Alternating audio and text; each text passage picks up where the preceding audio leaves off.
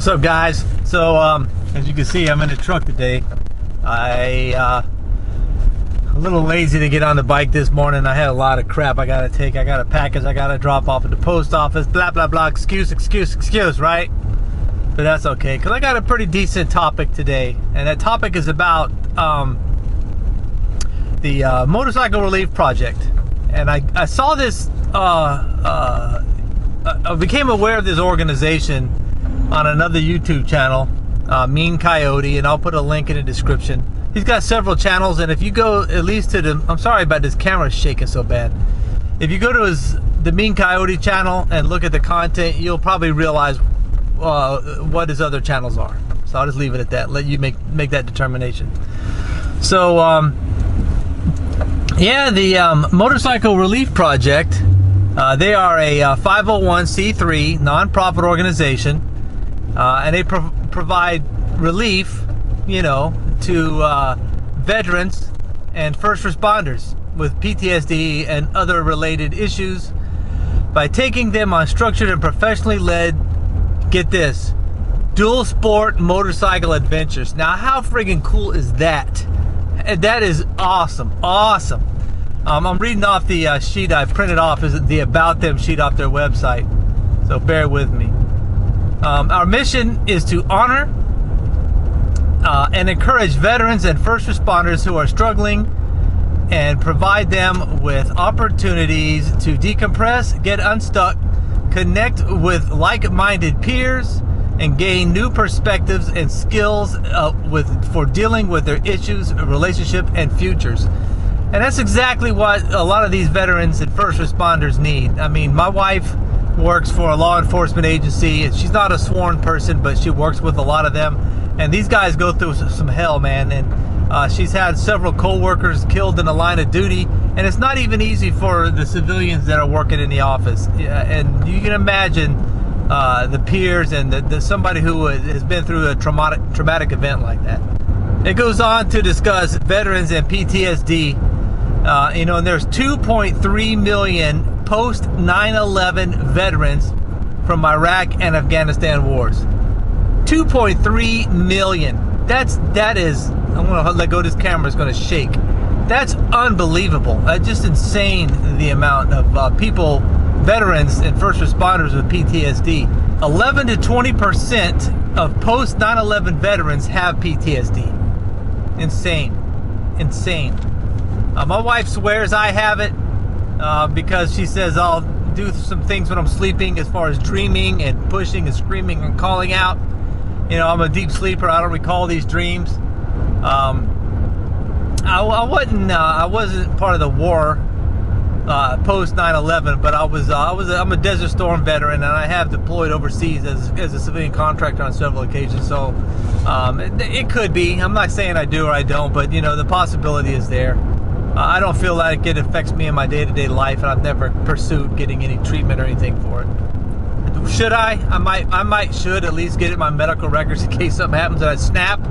Anyway, at a minimum, there are 253,000 post 9/11 veterans with PTSD. Challenges of post-war reintegration for veterans with PTSD. This is what they do. This is what they do. They experience hyper-arousal and are easily startled, irritated, always alert for danger. I can say that's a fact. If I'm in a place that's too noisy and unorganized, I've got to get out of there. It just, nothing makes sense to me in that situation. I can go to a restaurant and it's loud, that's just people talking. I can go to a fairground, that's loud, that's people talking. But if it's disorder and loud and too many things going on around me that don't make sense, I don't know if that makes sense, but if it's the noise isn't noise that should be there, I get a little antsy and I have to go. I just have to go. And I'm sure that there's a lot of you guys out there that are vets, and I know you know exactly what I'm talking about.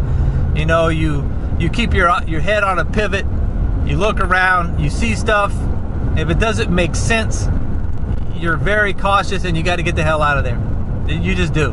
You see a guy walk into a bar with a big gym bag, that's not right. You know, now you're watching this guy.